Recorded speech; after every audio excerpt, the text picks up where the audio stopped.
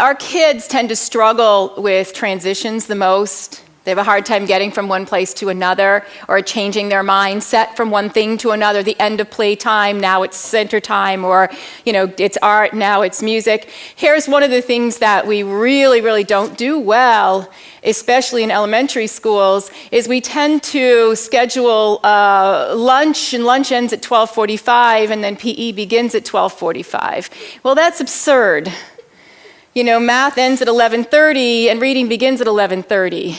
It's a schedule that actually sets our kids off, and it aggravates us too. We've talked a lot about that in this district, and I think that we're realizing that it's time to really pull back and understand that the brain doesn't transition like that. You can't go from one thing to another just because you lined up in the hall. It's like, line up, we gotta get going, line up, we gotta get going. In the meantime, you're still thinking about lunch, now you gotta go, all right, settle down, we gotta get this.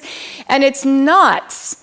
And so we have to be taking these moments, these maybe 4 or 5 minutes in between, or even when we break this afternoon, if you're gonna go into a meeting at 3, you gotta have 10 minutes to shift your mind from the day and to be able to now focus on, okay, now we're going into a different meeting, get up, turn around, settle your mind, and get started. Our kids need that, and they need it even more, because they don't know how to get from one place to another, and they need to learn this stuff to transition in life. So we're really encouraging people to stop the madness with some of these schedules.